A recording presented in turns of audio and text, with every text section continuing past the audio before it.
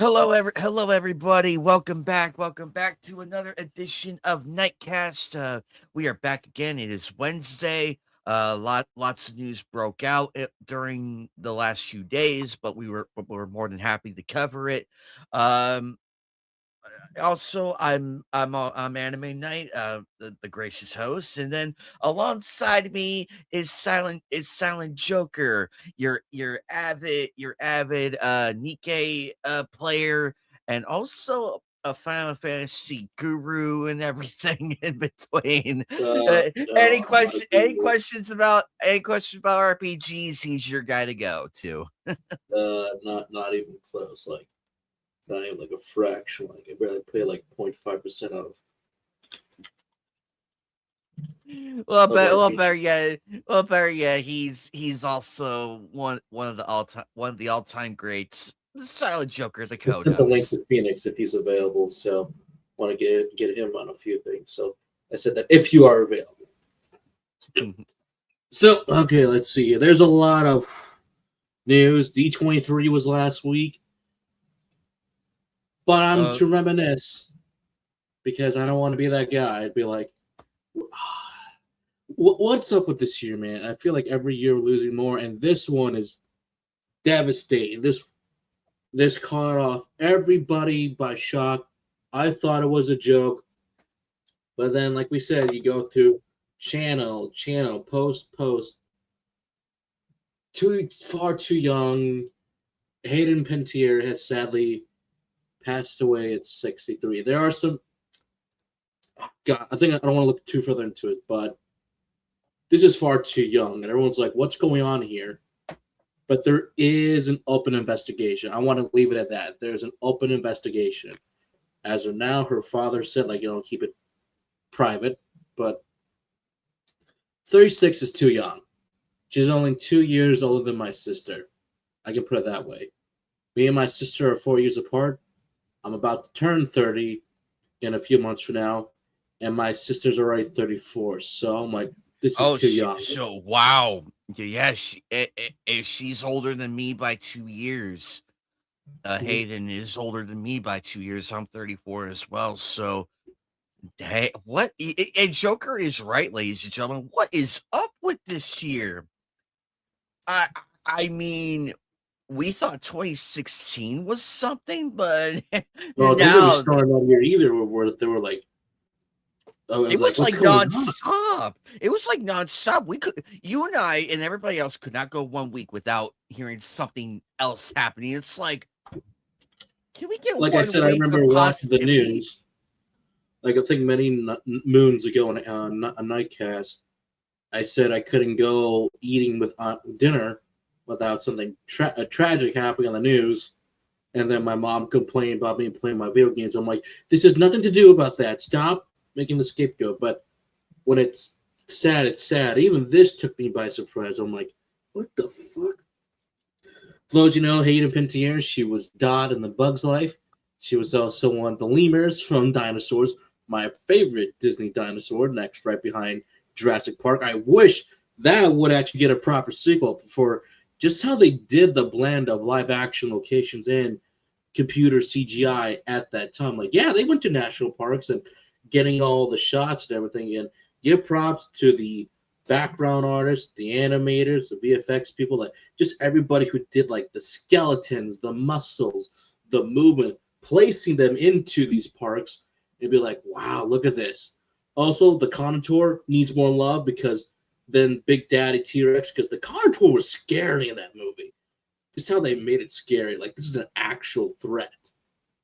Exactly. I went back and I recently rewatched Dinosaur because I watched it when it came out and everything. And I was a teenager at that time, I believe, or preteen, somewhere in there. Uh, and watching it now, I can actually appreciate. You learn to appreciate the older you get, and they took a chance with that one. People thought, oh, this is the Land Before Time. No. This is very different. Outside of that, outside of Jurassic Park, yes, same year and everything, but Different vastly years. different. Vastly different. Vastly. And yes, we have Sharptooth as the T-Rex and everything. Here we have the Contour, and then in Jurassic Park we have the Tyrannosaurus Rex. So which please, let's I keep them loved all it. separate. Obviously she was original Kyrie, like the first few games. Then Oh, Alice still. oh, I know that's why there's a lot of beautiful Kyrie posts, and I'll get to David and Allison shortly because they made videos. I think Haley's about to make up something, even he's not saying something right now.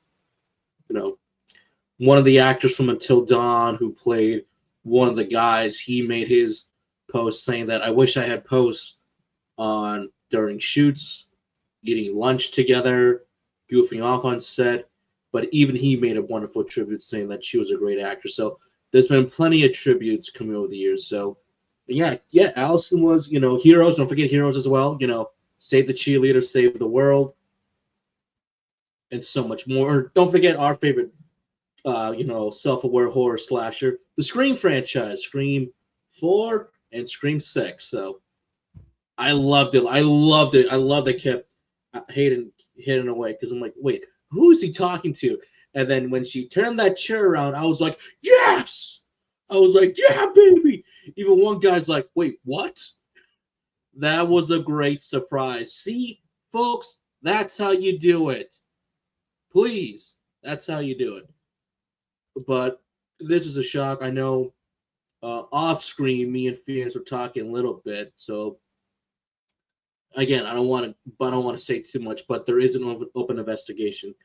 If you think that this is too sudden, other people are saying it's too sudden too. So, and as I said, this is Allison Stoner, current Kyrie and current Shion. So this is what she had to say.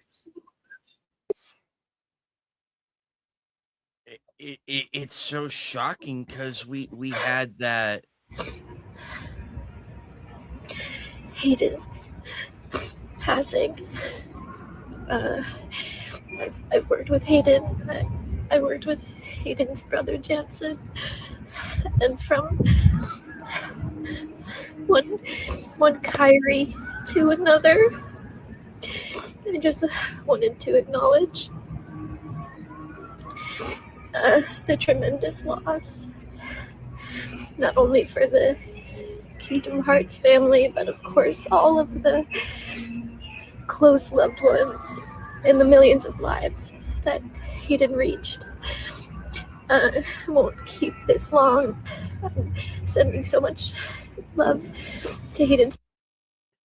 And I can stop it right there because that is complete raw emotion that like no one can deny. And like she said, she's like the second Kyrie because she replaced Hayden, and it's very emotional, raw, especially when we all heard the news. And she said it correctly. So it's not easy losing someone like that.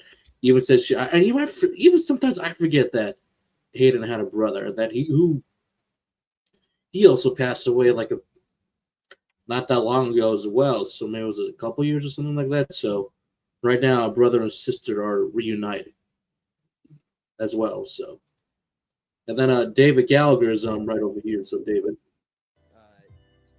over the weekend, just a little bit, but David said it better than most. The passing of Hayden Panettiere, and who is our original Kyrie, and his co-star. The news is incredibly sad. For those of you in the community, I sent a message out yesterday. First game. We obviously didn't have our live stream yesterday. It didn't feel right to go live and celebrate the weekend with that news. I wanted to make sure the community had a day to process their feelings. And he's also stated, I won't play the full thing, like unlike Allison, who's a little bit shorter, is that, he said I took it off from stream because David is actually playing through all the Kingdom Hearts games, actually, so good for him. But he also said that he sees the posts, the tributes as well. So if you guys want to hear more, go to this Twitter post right here to watch the full thing, or like David on his stream. But they both said it beautifully. Exactly. It's a punch right there. It's like, whoa. Because in this day and age, Joker, and he is right. We do celebrate the life of people and everything. We may not like them or anything, but we respect the work that they did. Loosely, depending on the person, but still, the intent and the respect is still there. But you can read that as you will. But here, though, it's actually the best way to do it because of all the other ones we've seen, people just kick rumors up in the air like it's happy hour. And it's like, give it. The person just passed away, for fuck's sake. I mean, look at the stream that you and I have done last year that I was looking at. Will be about a year that we said, hey, no politics, no nothing. We know the world's crazy, but we'll escape for a few hours more and just talk about some of the news that we found and just have some fun for escapism. And for these guys, they've lost their co-star, the co-worker, and it's like, give us a day or two and we'll do it. Allison, I think it broke me the most because it's Raw. I'm like, yeah, that's right. She's current Kyrie. And I'm like, or is she still? Did Hayden come in to record for a little bit to do a Kyrie line or two? Or is it still Allison? Who knows? Who knows? So that does happen, actually. That does happen because you would have the original. Allison for Dream Drop Distance is either scheduling issues to the usual, she couldn't do it. So Hayden, that's why I said Hayden was Shion for one game, and you could tell the difference between the two. I'm like, that's not Allison. Is that Hayden? I wonder. That was Hayden. And that's the thing, though. You get the OG people to play the classics, and you have the new voice actors like our good buddy Allison playing the new iteration of Because I think she started playing Kyrie since Dream Drop Distance. I think that was the game too, like 0.2. That's when she kind of like got the role for a bit, and then she was Shion in Days, but then didn't quite do Shion and Dream Drop Distance. So there's that. This hurts so much because there will definitely be a tribute somewhere in Kingdom Hearts 4, either a character reference to the in memory of Ada Pintier. So that was the franchise that I knew her from, and then the subsequent one. Yeah, but she was a good. I loved it. Didn't Kingdom Hearts 4 just get announced? I'm trying to rack my brain if. Yeah, 4 was announced, so they gave us a release of which we'll go. This was I know we have I know we respect NDA and everything. I know we respect that. I'm hoping she at least Hayden got some lines in there and everything. That's what I'm hoping to at least either as another character or respecting all NDAs. But I will respect the NDA as well. But that's not the only loss we had. The Polish actor Jan Frisk, the Polish voice of Reese in this vampire over here, in The Witcher 3 Blood and Wine, has also died at the age of 72. During his Polish career, he has played nearly 200 roles and became one of Poland's most respected actors. Frisk was still working shortly before his death. I mean, like, whew. 72 is a little bit older. George. But damn, nearly 200 roles. Think about that. You have over 200 roles in your career. I mean, I only know him for this role right here, but holy shit, that's impressive. If you were to have his face with the character banners, I guarantee you would not have any room to put all of them all together. Probably not even room to put. I'll be like, who is that? I don't know. Just like I said when I met one of the Fire Force actors, I'm looking through not just the banner itself, but what's on display. I'm like, I don't know any of these roles. I don't know any of these animes. I don't know. I'm so sorry. Oh, and when I saw Fire Force, I'm like, I know that one. I know that one. When I saw that Lex Ling voiced, it was in Rurouni Kenshin, I almost had a heart attack. I loved him in Zeo Cortex. That was the intent of getting that autograph. Could have gotten the other one too when I was there. Tara Strong, I know she's got so many. I'm looking at that, like, well, I'll get some of those next year. But then I see Data Live. I'm like, I mean, Yoshino and Yoshino made the table, and that's when I'm like, oh no. And her handler was looking at me like, I know, she's got so many. I'm like, I know, but it was worth to get Kusanel and Rosario Vampire. That was worth it, though. If she ever comes back again, I'm grabbing Data Live. No questions asked. Yep. That's the thing with Jim Cummings. That's the existential crisis I had with Jim Cummings. It's like, who are we picking? Who are we picking here? I don't would forget, folks. if some people don't make the list. Yep, because I did ask him, where is Hernan Cortez from Road to El Dorado? He looked at me. He's like, I'm surprised you remember that role. And I'm like, I watched it as a kid with my mom and my sister. We loved that movie. And he did say that not all photos make it to the table, and I respected that. But here, though, it's like, geez. Damn. So for these two and the many more we've been losing over the years, our hearts and soul with you. Like I always say, folks, don't forget about them. Remember them. The highs and the lows and what they've done to you. Whether they know it or not know it. So thank you to the both of these people and the many more we have lost. But also what Jorge has just sent me, I forgot to send this to you as well, or it's in there somewhere. Warren Spector, the creator of Deus Ex and Disney Epic Mickey, has announced his retirement. Let me cut to the chase. I'm retiring from game development. At least I think so. I've been here before and changed my mind, but this time I'm pretty sure I mean it.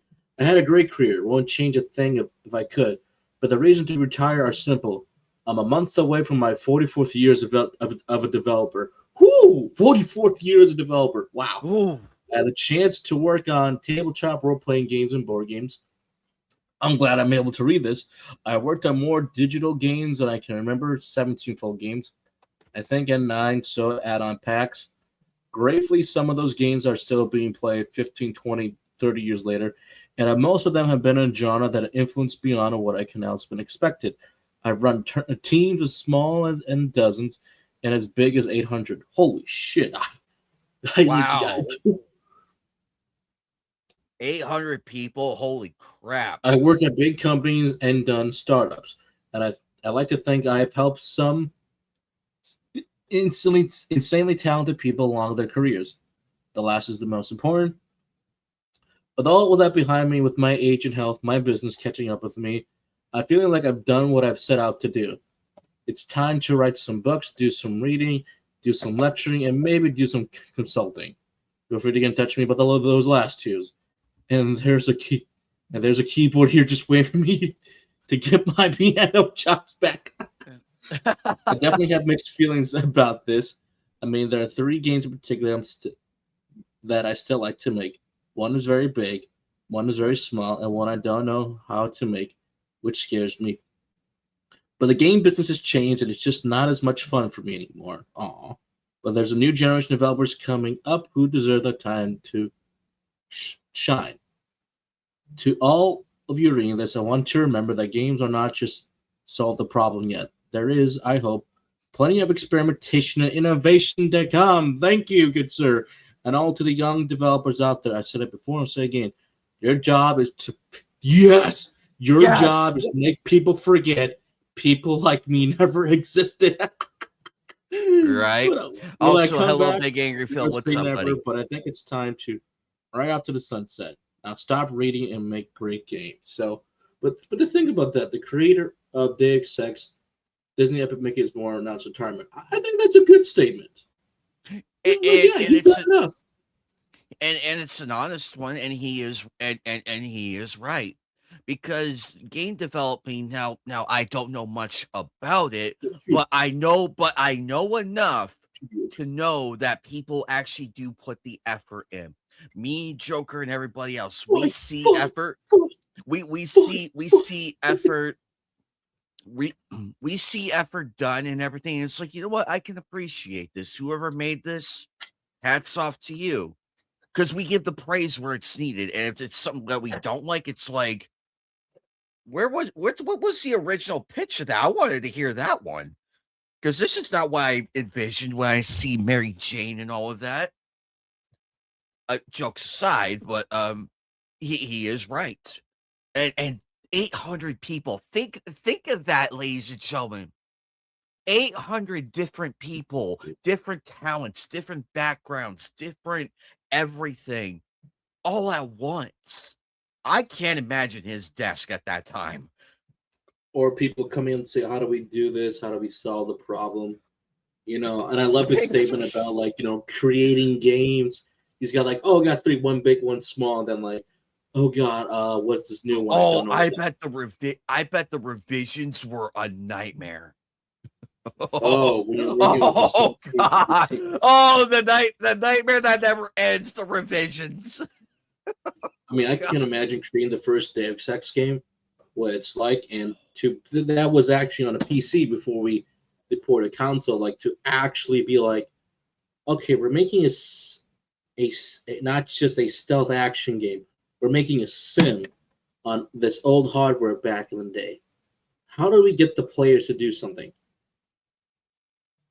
When you play the original Deus Ex and compare it to other games out there, it is a night and day difference. Because modern day games developers, they're too afraid to make you have an actual simulation or just do some actual role playing.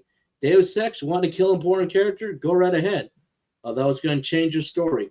You want to take something that they had hidden away, like you didn't know? Go right ahead. But then also bring it back to them and be like, oh, you know about our plan. Well, why don't you join us then? Innovation, people. Do it. And I'm still thankful for the actual small indie teams out there that remember that, hey, there's this game called Deus Ex that allow people to do stuff. Yeah, why don't we do that? Please. I miss those dearly. Also, a cheap plug here, but this is important enough to mention. When I was playing Gemporium with the new DLC and everything, it was a bit cosmetic, but also it had a short side story, a DLC story. It was a little bit short, but it featured panning for actual ambers and everything. There was a new layer upon what was already there, and a new gemstone as well, the amber as well. That is how you do it, and the panning itself is accurate. I was impressed. I was very, very impressed. You see, people, this is what happens when you have something and you build upon it, and as Joker says, innovate. Payoff. I enjoyed it. I'm a paying customer here. Enjoyed it. I enjoyed the innovation of that. Make it do something you haven't done before, and somehow it works. And modern day games can't do that. There, folks. So if you're looking for stuff, try indies. It may not be the best small budget teams, but if they're willing to give it a chance and attempt, go for it. You may not be getting any more from the big guys, but that's why the AA scene's there. Give it a shot, give it a try, and be like, hey, I got a bang for my buck or not, but at least they're trying. Okay, like we said, D23 was here, so to avoid the copyright. And before anybody says anything, I said we weren't going to get anything. I said that maybe something not quite as huge. But I never said anything about a world or stuff that I want to see. They tickled my blue balls. Good job, Square. You heard it. You heard it here, folks. Joker and I will give them their flowers because there was stuff because David and Hayden met together again. They've got to record a line, the ending line from Kingdom Hearts 2 with the letter that Hayden Panettiere's Kyrie wrote. It's the thinking of you wherever you are. So that was actually pretty cool, badass. Tetsuya Nomura actually showed up. The guy who played Zero from Holes, he announced the actual cast. So I'm like, that was kind of sweet. Tetsuya Nomura was wearing Neon, The World's End With You. So kind of looks like a small confirmation that Neon, The World's End With You might be in Kingdom Hearts 4. But the big reveal, there is Coco 2 in the works. No, thank you. I think Coco 1 works as a standalone movie, but Pixar's first second world is Coco. Ladies and gentlemen, Coco has been confirmed for Kingdom Hearts 4, and we got actual in-game footage with proper gameplay. So Kingdom Hearts 4 will be dealing with the theme of death and being forgotten, mostly being forgotten. And I think Coco is the perfect world selection for Kingdom Hearts 4. And I can say that because this is what I've been looking for. Yes, tie themes to the main story again. Please. Thank you. And I think Coco is the perfect example to use that. And my God, they may be recreating shot for shot, but they're doing a damn better job than they did in Kingdom Hearts 4. Even 2 a little bit. Phoenix! There he is. Like I said, Huzzah! I have arrived.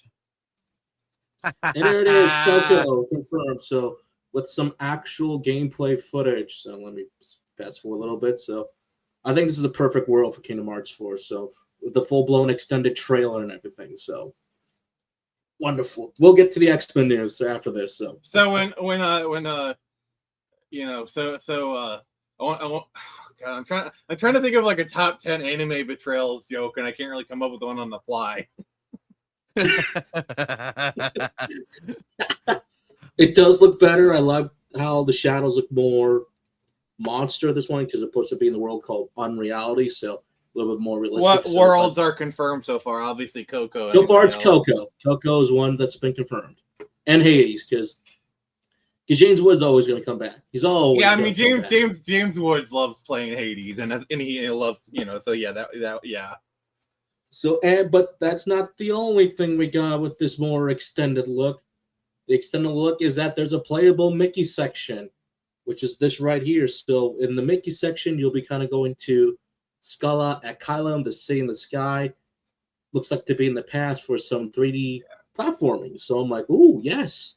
I don't think we're getting a Star Wars land, because if we were getting a Star Wars, that would have been the main focus. Sorry. No, let's see. Actually, I agree. If it was Star Wars land, then yeah, that would be that would dominate the entire thing. And I guarantee if they do do a Star Wars thing, they will get Mark Hamill to voice Luke. Yes, they're actually playable in Hades. So I'm like, okay, so that's kind of cool. That's kind of interesting. So they are setting up for a big reveal later, but the confirmation date when we're gonna play Kingdom Hearts 4, it does meet the deadline of physical media for Sony until they back up, which they probably won't. It will be coming in late 2027. So I think this is cool. I like what I see so far. I got proper gameplay, a bit more. Now it's just a patient waiting game, and hopefully they don't reveal too much of the story. What Disney World do you think we're getting? Well, if we're kind of doing the themes of being forgotten, I think we should kind of stick to the themes of forgotten, or kind of like growing up and maturing. I would love there to be Treasure Planet. God, please. Oh yeah. I think that will be perfect for Sora's journey in the next stage of character. Now that Disney owns Fox, there's also the an Anastasia world. Anyone? Ooh. That was going to be my second one. They'll never do a. They don't have the balls. They don't have the balls to do it. Well, Fern Gully, Fievel. A Fievel world would do so well. I know me and Em and I were watching Witch, but they'll never do Witch because it's too small. But I wouldn't mind the heart of Cantrica showing up, like just a little bit. But oh, they remember Witch. What about Descendants? What about Descendants? It could work. Get Dove Cameron in the voice booth now. To get Jim Cummingham's and do wait, what was his song again from Anastasia again? It was in the dark of the night. If you're gonna redo Let It Go, let my boy Jim Cummingham's do one last roll. Go in the dark of the night. Please. Have they done Hunchback of Notre Dame yet? Yes, they did that in Dream Drop Distance, actually, with both Sora and Riku's route. And Sora gets called Gypsy Witch by Judge Frollo, which is kind of cool, actually. Gypsy Witch. And has Emperor's New Groove been done? No. No, it hasn't. And I'm Oh, shocked. that's what. And I'm shocked by that because it's like David Spade's still with us. John Goodman's still with us. Yeah, David Spade would gladly come back. Oh, yeah. I mean, imagine them reenacting the Bring It On meme but with Sora. It's like, let me guess. That would be that would get Let me get replayed so many times. It would break YouTube. And it's going to be probably first at the bottom. Yep. Most likely. Bring it on. I would love to do that. So, And I don't think they're touching. Worlds, I don't think. I don't go think they're going to do an MCU world. You know, the actors. It's too much, or they would go. But here's what they could do: Earth Mightiest Avengers, so they could get all the voice casts back. Actually, they could do that. Get the voice cast for the animation series. They could do that. I mean, actually, here's my idea: an X-Men '97 world. It's popular, and Sensei said it, folks. And since he said the word, he said the word I was waiting for. The reveal for the new X-Men cast is finally here. Christopher Abbott as Professor X, Kit Connor as Cyclops. Say obviously the worst kept secret in the world, Sadie Sink as Jean Grey. And just say her name because I said fuck yes when this was announced. I'm holding my bad joke until you finish reading the cast. In day. It's in day. Never. That girl from Superman and Lois. That girl with Superman and Lois. That girl from Superman and Lois. The girl from Obsession. Inde as Rogue. Fuck yes. Adam Driver as Mr. Sinister. Maya Bond as Storm. But Phoenix and Ammonite know me. The bitch herself. Samara Weaving. She is so perfect as yes. She is so perfect. It's too perfect. I'm like, yes. Can I just say, absolute cinema. I'm sorry. I am obsessed with this casting. I'm especially obsessed with the Rogue casting. I'm sorry, I was holding that joke in. I was holding that one in. No. Can I say we're back? No. Can I say we're back? I love it. Now, but there's the logo. So which kind of like era of X-Men is that for? It's very Morrison-esque, honestly. That's the impression more. I got. Okay. So I love this casting. There's a lot of young people getting us Adam Driver as Mr. Sinister. Oh, we were like months ago. We're like, who do we want to see for live action X-Men? I'm like, did we ever do Mr. Sinister? Like me and Amy, we just listed off people. Like, I mean, Fox is building up to Sinister for like a decade. They never got to pop that cherry. Like finally, he was in the X-Men Legends, but that's just in game. They were building him up Thanos style, like basically Minister Sinister's Access Corporation was behind Logan, New Mutants, because like the home was actually run by Access Corporation. The whole gene therapy stuff was done by Access by Mr. Sinister. So Minister Sinister was in the background of a lot of those X-Men films. You know, they were building up to a Thanos style. They just never got to pay it off.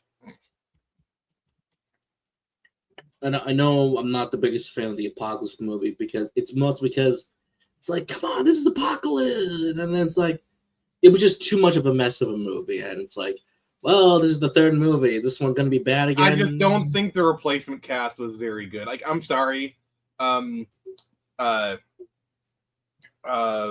Stark Girl was not a good Jean Grey. I don't even think she's that good of an actress, honestly. She's decent, but I don't think she's like Storm material. I think the Scott actress was okay. The Storm actress was fine. They just never really gave her anything to do. Evan Peters was good as Quicksilver. I think he was a better Quicksilver, if I'm going to be honest. I'm going through the list here, but the only thing that was good, I mean, it's Psylocke. Yeah, I mean, I liked her enough. I like the actress; she was good. Nightcrawler. They didn't give him anything to do. That's a problem. No, that's the problem. Nothing. He did nothing, and I felt bad. I'm like, if you Like remove Nightcrawler from this movie, you missed nothing. Like X2 realized, oh crap, we have a world-class actor playing Nightcrawler. Quick, give him some material, and they gave him good material to work with, and Alan Cummings killed it. Exactly. He did. He killed it with that character. I'm like, you know Like, what? that's This the is problem. the Nightcrawler. This is the Nightcrawler I wanted, and I got it. So, Like, I like First Class. I thought First Class was a great breath of fresh air for the series. Oh my god, yes. yeah. The only problem I have is January Jones sucked as Emma Frost. Oh my god. That was horrid. That was horrid. I mean, I barely remember. Good God. Samantha Weaving like, oh, is the better Emma Frost, and she hasn't shot a single scene yet, and she's already won the title. Well, it's Hugo Weaving's daughter, so yes, it's a Weaving. So, Oh my god, I didn't even know that. but you didn't know that? That is his daughter. That's his Wow. daughter. She Quick, was. quick, I someone loved put her her in in the first Ready or Not film. I thought, like, man, this would make a good Emma Frost. Just how her Mhm. attitude is at the end. And I was right. There she is, Emma Frost. I was like, ooh, ooh. But now I just need to hear Emma Samara say, "Kneel, peasant," and it'll be like, "I'm sold. I'm sold." And Phoenix knows what Inda needs to say for Rogue. Say the line, Phoenix, What line? from X-Men Evolution Rogue. Say the Oh. line. My power's your power, and I can take more than one. Then I will be sold. But that Yeah, does just- raise an interesting question, though. Which Rogue are we gonna get? Classic Rogue or Goth Rogue? If they know, if they know what they're doing, they will give us Goth Rogue. Please, give me Goth Rogue, please. And then I will show up with the or ask somebody to commission me a Goth Rogue plushie. I'll be like, I am not concerned about Inde's accent because she's already proven herself to be a hard and dedicated worker. They'll get her in touch with a dialect coach. She'll work hard. She'll master that Southern accent. I am not worried about in the slightest. That girl is a hard worker. She dedicates herself to her roles. I'm sure she'll be fine. I mean, that's why I'm upset. That's why we Obsession works. appreciate effort. We appreciate effort. Like, just make an effort at least. Mm-hmm. Adam the cast Driver. is stabbed. I'm excited. That now Adam's Who's going to be a Magneto? great Minister Sinister. When I who's heard Magneto? about it, when I heard about it, I'm like, okay, I'm gonna give him a chance. I am gonna give. I've him a heard chance. conflicting things. I know one person said that they're going to hold off on Magneto for the time being, which I think is a great idea. I agree too. Because going to Magneto is like, oh, let's do a Spider-Man movie. Oh, his first villain's Green Goblin. Oh, let's do a Fantastic Four movie. Oh, his villain's Doctor Doom. You know, whatever. It's like there's certain times where you just gotta go a different route. And I Oh, feel we're doing like, Batman. and I Let's feel do like- Joker. Like, no. And I feel No, like please. this is where they should really pop it off with Mr. Sinister, make it the payoff, and then go from there, and go from there. As far as Wolverine, I'm conflicted because now it's Henry like, Cavill. okay, he is my pick because Supposedly he's been having meetings with Marvel. A lot of people are saying Captain Britain. I don't think so. I think Captain Britain's a little bit too obscure. I don't think they're going to go with Captain Britain. I think At the he's going same to be time, Wolverine. Deadpool and Wolverine prove that we can truly have the cavalry. I mean, that was basically his audition, and I think most people, like, when they saw that, they're like, okay, he could work. yes, because I saw it and I'm like, you know what, this can work. This can work. Or again, Because folks, if you don't want that and want comic book actor Wolverine, that other actor's right there. The 5'2" actor. He's they right. I love that joke for a couple reasons. One, the years of the whole, well, they're not the comic book actor. I'm like, that's actually. And the payoff was kind of funny. And I'm like, Here's what I'm hoping, though. If they do hire Hugh Jack, if they do hire Henry Cavill as Wolverine, I hope that means we're in the beginning a similar relationship to Wolverine had in X-Men Evolution, where Wolverine was more the mentor. Dear God, I like that one scene where like Cyclops and Wolverine are working on the roof, and Wolverine says, "Just ask her out, bub." I want that scene so bad. Yes. I think in this day and age, I think that's what we need. Is we need a mentoring Wolverine to just tell Cyclops, get off your butt and ask her out, dude. We need older brother Logan. We need father. Older brother Logan, like Storm. Let Storm be again another mentor figure, or you can have her young-ish, depending on how you're taking it. Mm-hmm. But what other X-Men would you love to see? Like even just like they're just in the mansion. We need a new Gambit. We definitely need a new Gambit. Yeah, Gambit. Would you want Tatum to come back or a new actor? Because I think Tatum's at fine. I don't like him as Gambit. I'm sorry. It's fine as a meme. It's fine like as I'm gonna give you a hot take. I think Taylor Kitsch was a great Gambit in X-Men Origins. I think he I love that because he had the presence. He had the accent. He was perfect. He was literally obviously put him in a more Gambit-y costume. Would have been perfect. Like that is my hot take. Is I think Taylor Kitsch was perfect as Gambit. Is he still young enough to do the role, or is he old? I mean, depending on like if you want to make it out with Rogue or not, that's a problem. Well, okay. Yeah, I think that's the number one question. That's the number one thing. That's the make or break right there. Got me right. That's the make or break question right there. Because they are a couple in the comics, so yes, there's that. I need to think about that as well. But what younger actor would you have play Gambit? I don't really. Oh God damn it. Well, nope. I can't choose somebody for One Piece because they're too recognizable and probably couldn't do it. Nope. God damn, that's a good question. I need to be watching. What is the guy who played Xander in Wednesday? The guy I think he got canceled, but he was like Wednesday's set kind of love interest. He was like the artist guy.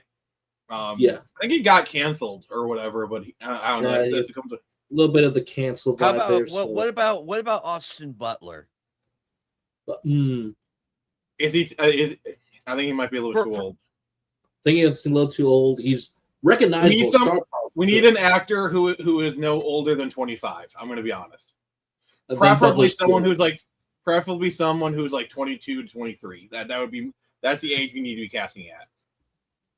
I mean, I would say Luffy's actor from One Piece, but I'm like, no, but he would have to prove himself. But he's like dead last on my list. Like, like dead last. Like I'd be like, this guy. Oh wait, no. I can't think of anybody right now, but let us know who you guys would pick. But that's not the only thing from Disney, because there's one more Kingdom Hearts announcement. Ready for a new adventure. An original Kingdom Hearts anime series inspired by the beloved video game franchise, coming soon to both the Disney Channel and Disney Plus. So who is working on this? Who is working on the series? This was just announced at D23, so information is scarce right now. So is this an anime? Is it CG? Because if it's anime, who's working on it? Because if we get someone like Madhouse Studio Trigger, then it's on. But information is like NDA right now. But we do know from Tetsuya Nomura, he has been on the project as a creative consultant. So they got the main creator on it. So. And that's really all I can say. So some people are speculating. Oh, sorry. Go ahead. But as I was saying, some people are speculating this might be with the upperclassmen from the Xehanort prequel game called Dark Road. So could this follow them, or could it be a brand new story? So, but at the same time, I think this is long overdue, because there was last year that did leak out the original unreleased pilot for a Kingdom Hearts attempt animation series that was all 2D hand drawn with only David. It's weird to see Disney embrace Kingdom Hearts after all these years. I mean, it feels. Oh, cynical me says it feels 10 years too late, but whatever. Well, you're not wrong. They did announce. I forgot to show it, but It is now a $1 billion franchise. $1 billion. Yeah, So that's with what that, for I Disney think take they're note. finally saying, okay, this little game can make us some money. Yes, duh. They just need to see the letter B, and it's like, okay, it made money. I mean, Okay. if Disney really wanted to make money, they would have a land based off of Traverse Town in the park. And Like, it imagine was just a like- Traverse Town, and it's like, and you can do various, like a Kingdom Hearts ride. You can do like a Donald Mickey ride. You know, it doesn't have to be like it can just be a general Let us Disneyland. create our own Keyblade. There you go. Oh God, anything Sally's workshop prints money. Dear God. I also would say do better merchandise at the theme So we're parks. on Meetup, or like a Donald and Goofy in their Kingdom Hearts gear meetup. They do that for Halloween, which is very nice, but doing like an actual meet, I think that would be sweet. Yeah. But I think this is cool to see that Kingdom Hearts fans are eating good. And hey, again, Good for them. I do like the franchise still. It's weird how the Western community can be a little bit from time to time, but this is nice to see that Disney is giving the full recognition. So finally, thank you. But we'll take this with a grain of salt. But Bruckheimer did reveal that there is a new film returning. He's talking to Johnny, working on They the found the screenplay. million alpacas.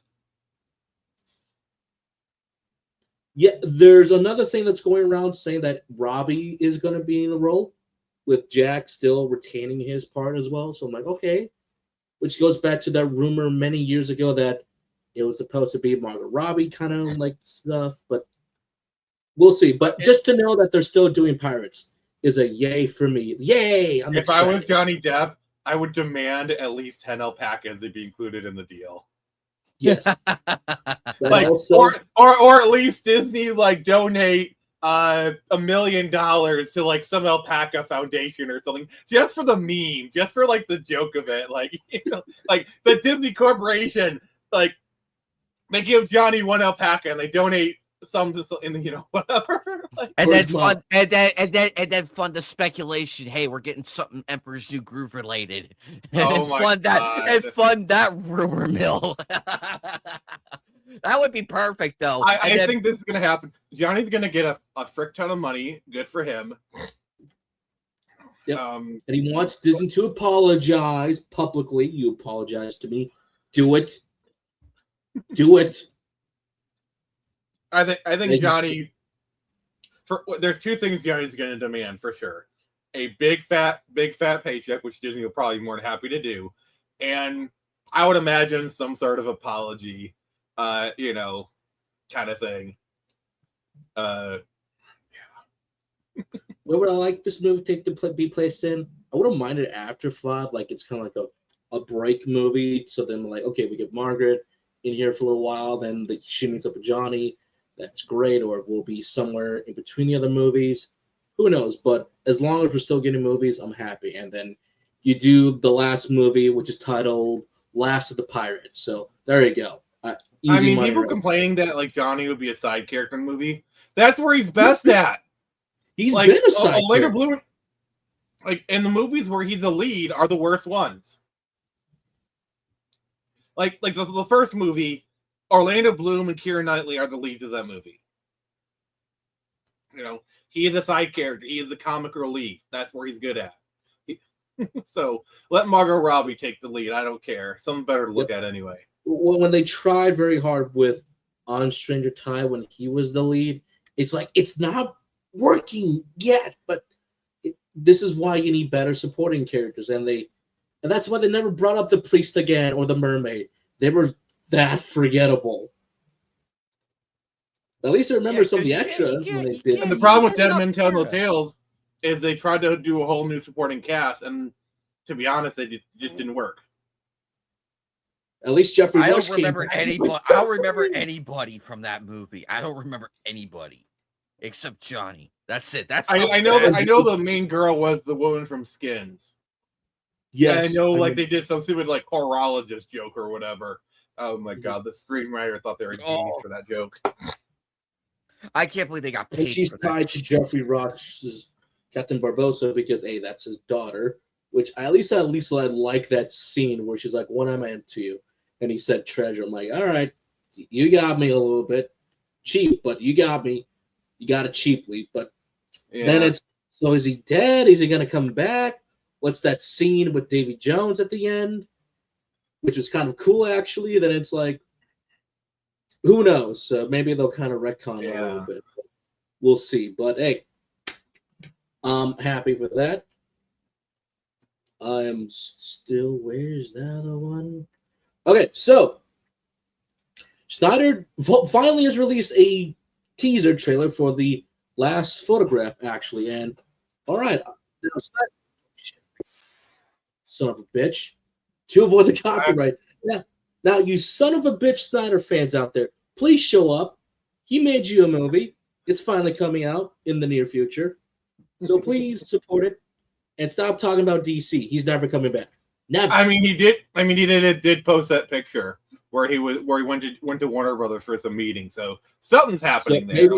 Maybe I heard it also was for like a movie night. So who knows? Or maybe Warner Brothers were finally like, all right, we'll take a shot at this. It's supposed to be more surreal stuff. This time, I believe somebody is actually adapting his story. So kind of like we did with a little bit of what was it? His Norse mythology series. So, which again, I actually like that. Watch James Gunn hire Zack Snyder to do a Question film. Oh God!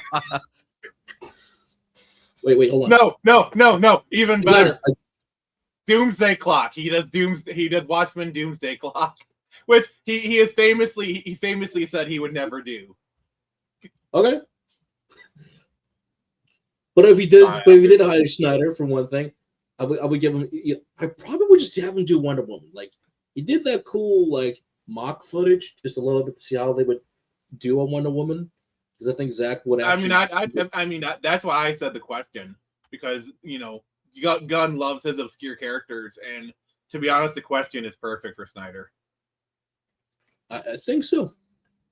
So I did like a little bit. I mean, the Rorschach is based off the Question, and we saw how good he did with Watchmen, so that's my basis. Okay, so, but please support Snyder if you still want a chance to see it when it does officially release theatrically. Please support it because hey, I'm still willing to give people a fair shot. Like it's his own time, money, and personal project, so it's like, all right, let's see if he still got it. Let's see if he still got it because I think he does deserve one more chance to prove himself. Okay. Moving on. As he said, I'm a Nikki fan, so as of currently right now, main chapters 47 through 48 are now live. Basically, we're now starting the third Reclamation War. But of course, the blasted Rapture Queen, she's not making it easier. And I can tell you this, safely to say, despite this being a near 4-year-old game at this point in December, over 3 years have passed through some good events and everything. Am I willing to still call this a gacha story? I mean, yes, it's still a gacha game with all the mechanics, but now it's just becoming a story for me and many others. It has some good character motivations, some good philosophies in there. Yes, the fan service in there was like the early selling point, but even then, like that's slowly going away, and you're just getting what Phoenix would say. If it's a good story, look, come for the ass, you stay for the story. Is the story, and wow, I say these last 2 chapters were actually some of the best they've done, and god damn it, it made me cry. A gacha game made me cry. How is that possible? They did it. They made me cry, god damn it. So good job. So even if you don't want to do the whole gacha game mechanics, like I said, one of the best quality features, they just have a story mode. So just play the story, play at your pace you want to go at, and then have fun. So good job, Nika. You made me damn cried, and I can't wait because I'm hoping that's the 4th anniversary or chapter 49 will come soon. So, but I'm excited. So thank you. Thank you very much. So. And speaking about a little bit stuff, do I want Spider-Man to come horror? I don't know, but I kind of like the art a little bit. Hey, Bullet Silence, what's up, buddy? So it could work, it could not work, but Midnight Sun Spider-Man. So I'm like, a horror version of Spider-Man. Well, I'm there for the horror part. Spider-Man Actually, horror. would you be interested if we just remove Spider-Man and put Carnage right there? Yes. Mm, Maybe a little bit Carnage, but And here's well, I know this is going to be a cheap shock value. Have Carnage literally have a baby's head dangling from his mouth.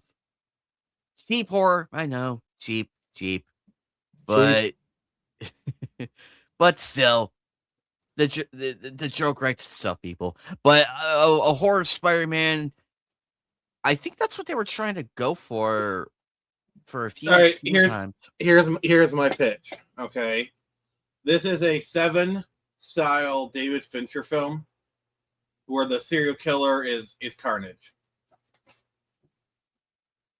Hmm. That could work. I think that could work. I like that. I like that. That could work. So it's kind of weird for me to say, but I'll maybe not give it a shot. But for those who do like the weird one-offs comics like to do from time to time, hell, I know there was a one-off where Spider-Man trying to join the Justice League, but then that kind of like, that's just for a stupid gag. I'm like, okay, that's kind of funny. So there's that. Phoenix, take it away, brother. Oh, okay. So yeah, Screecher's doing well. Just waiting for all the books to come in. I'm gonna be shipping them off, so that'll probably be fulfilled sometime in September. And thus, it is time to look forward to the next comic. So, coming October 2nd, launching on Kickstarter, will be my next comic, which will be both new and old, which is Project Access issue 1 and 2. A little fun fact, Project Access was my very first comic back in 2020. Put out one issue. Me and the artist had we kind of had a falling out. Then we, reconciled, kind of agreed to kind of get the story going forward again. And so, so you could be getting 34 pages of some really cool sci-fi spy thriller action. And yes, this is in the same universe as Screecher. There won't be really any crossover, like kind of connection barriers here, but I'm not saying they won't happen eventually. Okay. That's interesting to know. Yeah. I kind of like seeing like when artists kind of go back to their first works a little bit, because be like, man, I really like to do this again, or just do something better. So, dude, you have no idea. Like, so Torrent it's kind of Samurai cool is this just is your first project, and I'm kind of glad you're the artist. Yeah. Sorry, go ahead. I was talking over you. Oh yeah, I'm kind of. That's kind of interesting to see the first work, because some people are like, no, you don't want to see my first work. No. That's something. Yeah, I mean, for better for worse, even like the issue 2 stuff. A lot of he actually did do most of the work for issue 2 before he had the falling out. So this is just him kind of finishing work he had in 2020-ish. So we're just kind of finishing that. So like when we get on to do issues 3 and 4, which will be the second half of volume 1, you might see like this huge jump in quality or something. But yeah, we're just kind of finishing what we started here, and then we're going to continue it. It's good that it's nice to bring out the early works and everything. It's like, you know what, we can improve upon this. Yeah. All right. I'm gonna send you some art from issue 2. I want your thoughts on it. So Ooh, yes. Ooh, yay. yeah. Let's see here. I'm just trying to think.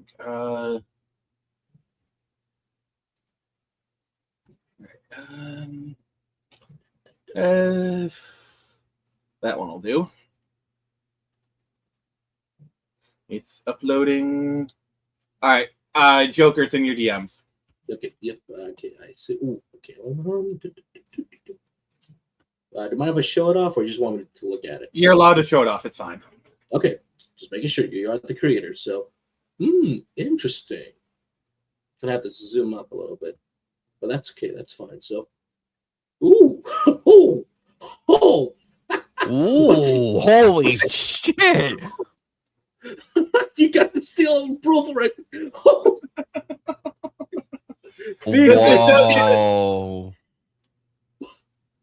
This does get a bit brutal. I'm not gonna lie.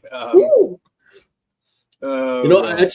I was actually on Instagram last night and I saw this clip from 911 where this guy's like, "Yeah, I need to help him out. Like something happened. Like, but there's something through this other guy's body. Like, sir, no, sir, we need to help you out. Like, oh no, I'm fine. Okay, you need to help him.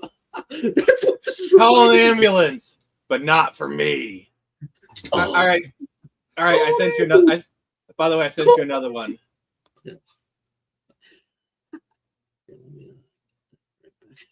Call an ambulance.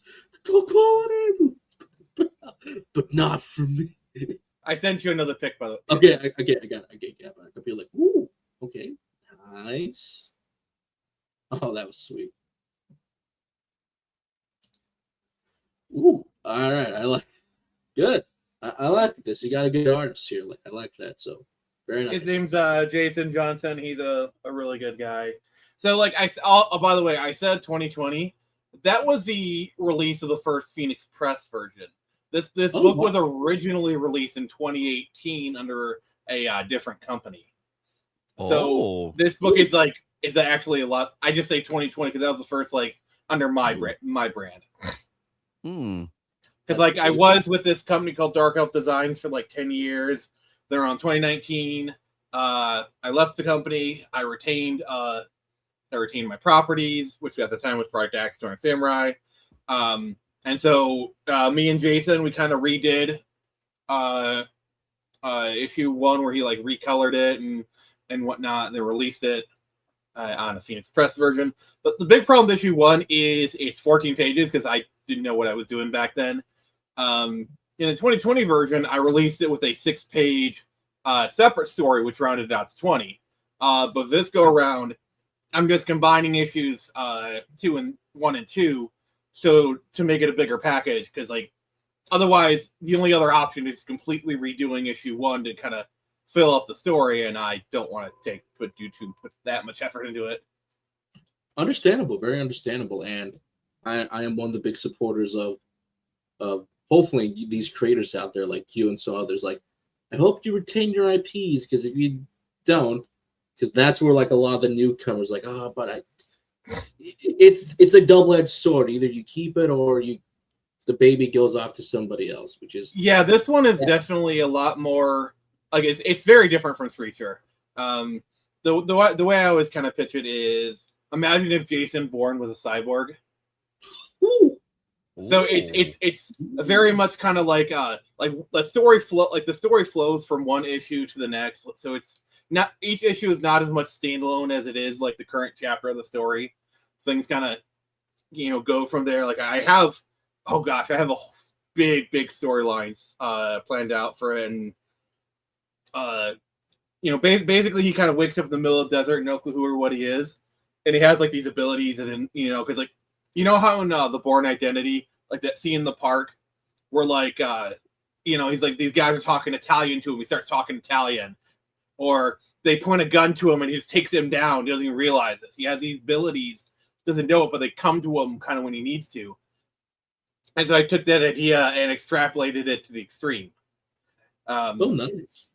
Yeah, so he has these little microbots running through him called nanites, so that when he exerts himself, they bond to that place, and he becomes more cyborg. So let's say he's trying to lift something, he'll bond to those muscles and he'll become stronger. Kind of like Generator X. Yeah, I don't get that reference, but yes. Oh, sure. Really? It was a bit after my time. Same thing as well a little bit, but he could absorb too as well to cure people. But okay. Yeah.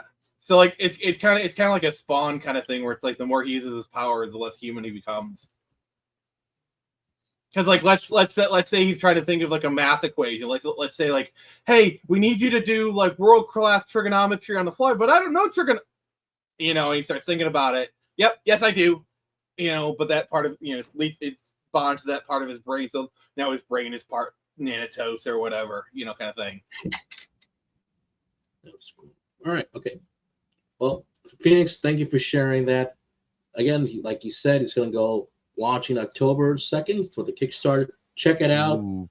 Spread the word. And subscribe to Phoenix channel, because he's always going live talking about pop culture, entertainment, watch and play GTA 5 as we make the dreadful way to the next segment of Oh, I What finished the that run. hell? I'm doing. Sorry. Oh. Yeah. Oh, go ahead. I finished that last Saturday. I'm starting Final Fantasy VII Remake this Saturday. Yes. All right, excellent. Now, what in the world is going on with GTA 6? Well, looks like it got leaked by a certain individual, and Rockstar is trying to take everything down. I've quickly as watched the possible. videos. They look good, but it just looks like GTA 5 with better graphics. I'm sorry. I do like some things they've done. Which is not necessarily a bad thing. It looks like RDR2 and GTA 5 just with better graphics. I do like what I see. I'm like, it's not far off from Red Dead Redemption 2, in my opinion, from fidelity-wise, gameplay mechanic-wise. It still looks like 5. Am I still going to blame that for the online?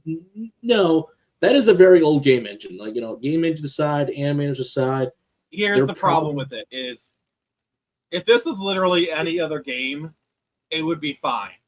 But people are expecting the second coming of Christ with this game, and I fear they're going to go into this game and be disappointed. Now, if this was 77 at launch. Now, if this was like a Miami Vice type game, then this could work. But no, if it's literally any other game franchise, but the GTA 6 has such a sheer amount of hype that unless this game, if this game doesn't cure cancer, then it's a failure. It's been 13 years since the last Grand Theft Auto game officially. 13 long years.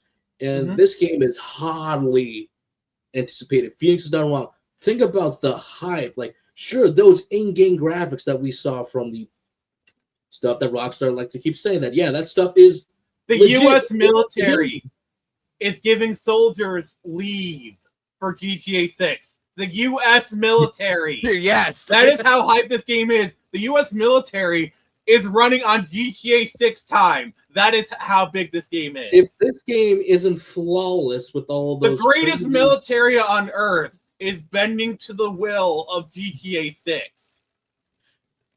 And I'm sure Australia has already banned the game from entering its country again. Then I'm sure that they will pirate the damn game itself. Again. Dark Viper AU weeps. That's the joke, because the hacker said, come find me, Rockstar. I use a VPN. So the hacker knows what he's doing, but at the same time, he's also like saying that, give me a damn physical disc. So on one hand, thank you for being part of the revolution. But on the other hand, fact that like the extended gameplay is premiering on Netflix, and Netflix piss you off as only well. bought a 6-hour window. That's and even then they said, oh, if you stream react to it, it's fine. Like Rockstar has Netflix, one of the biggest streaming sites, bent over the table like a $5 whore. Like, what the F? And I'm sure there will be. Oh, now that you say that, I bet the first shot we see is in that strip club. Kind of like what they did with the coming Hellraiser game. They literally had a fucking sex scene in the trailer to just be like out there. And it's like, you know what, Hellraiser? Yes. And it's also returning to Vice City. One of the, the iconic Vice City, I'm sure.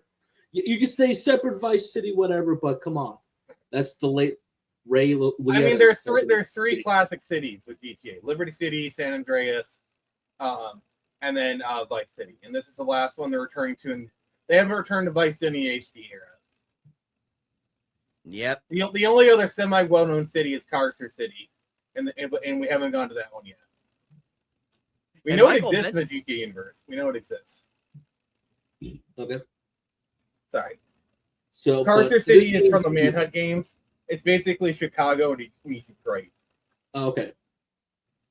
Yeah. But this is the biggest game of the year. No questions that the biggest piece of entertainment. Bigger than Doomsday. This game's bigger than Doomsday. That's what everybody's waiting for. I mean, that's a pretty low bar. Actually, Everybody gets. also people and Computer people freak are out. anticipated to take sick days too. Outside of Yeah. the U.S. military, everybody else. But the funny thing Literally is, every video game developer is scheduling. Like there's only like one other game coming out in November. Every other game has been desperately scheduling around GTA 6. That's why October's Broketober again for the umpteenth year in a row. yeah. Oh yeah, that's stupid. Yeah, you only get half the game at $80. If you want the full game, pay $20 extra. God. For basic ass features. See, the thing is, the entire game, the entire game just to be like, oh, we can charge $80 or $100. Thing is, not every game is GTA 6, so we're gonna see a lot more games start charging $80. A lot more games are gonna start failing.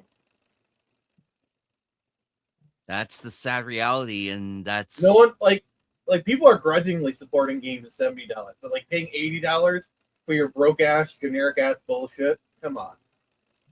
You know, bills got to be paid. We got to get food. I don't have time to be playing $80 for a game. It's cheap ass expensive. Hell, I just bought A Combat 7, and that was for a steal, actually. I got that game for a steal, actually. Pretty good, Yeah. actually. So I think for me, it's if this game will succeed. Do I want to fail? Yes, so that we cannot do this again. But I'm one voice out of the millions of fans already bought the damn game for fucking code. Here's my prediction on what's going to happen. It's going to have an amazing launch. I'm sorry, that's impossible not to happen. Exactly. But what I think is going to happen is people are going to get in the game. They're going to be like, well, it was fun, but it's just kind of more of the same. You know, it's not like this mind-blowing experience. You know, Lucia's not giving me not reaching out of the screen, giving me a hand job, so 0 out of 10. You know, like I'm sure it'll be a fine game, but like I don't really see how it'll like move needle forward in terms of gameplay or whatever, because they kind of nailed the gameplay of GTA 5. I can be honest. Mm-hmm. And also, here's the thing. I'll build upon that. Phoenix is right. Gonna have an amazing open and everything weekend and all of that. That's already in stone about gonna happen. Then it's the honeymoon. Then it's the honeymoon phase. Then it's the honeymoon phase. And then the event, the inevitable. The make or break is going to be GTA 6 Online. If they can get all the people from GTA Online to move over to GTA 6 Online, then they'll be fine. Because GTA Online was their bread and butter. That's what makes them the money, and you know they'll just continue with that. If they can do that, then they're golden. But I think there's a good chance they will. If I'm going to be honest. It's just, you know, there's probably going to be like I'd say 2 to 3 month honeymoon period where everyone's playing the story.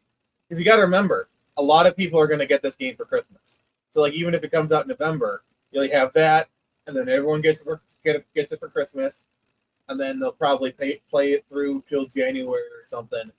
And come by February, everyone will be playing GTA Online again. And as always, they'll cut off any interesting story, DLC, or whatever. I mean, this is predicated on them being able to get GTA Online working. Mm-hmm. And then after that, you hear all the YouTube videos saying that Grand Theft Auto 6 is a masterpiece, and then it'll be like, I was wrong about Grand Theft Auto 6. Like, no, really? It'll be that honeymoon phase as well. Yeah, I mean, I'm sure the story mode's going to be good. I'm sure it'll be fine. You know, I just don't think it'll be like this. I think it'll just be a more polished and refined experience from GTA 5 and RDR2. It's just literally if this was any other game franchise, that would be fine. But this is GTA 6, and if this game does not cure cancer, then it's a failure. I mean, the biggest game in the world, and it's going to make money. But again, if it's been any other game franchise, we would be talking differently. But it's Grand Theft Auto, so I think that because there's all this in anticipation, and I think most people are like, I waited 13 years for this. Like, yeah, it's good. It's a good game, you know. But I guarantee you, 5 years later, or even 2 years later, there'll be videos like, "Was GTA 6 worth the hype?" And I think the consensus is going to be no. You heard it. You heard it here, folks. You heard it here first, folks. You heard it here. This is a prediction you heard first. I'm not saying the game is going to be bad. I'm just saying there's so much hype, so much, level of anticipation on this game that if it does not cure cancer, it's a failure. That's why I keep saying does not cure cancer. That kind of lofty thing or whatever. Yep. However, watch. Joker sends me an article 6 months from now where this guy was playing GTA 6 online, and somebody said, "Hey, you sound kind of weird. You should get your throat checked out." And because he was playing GTA 6, they detected his lung cancer early. So thus, GTA 6 literally did cure cancer. I swear, if you send me that news thing, Joker, I will kill you. GTA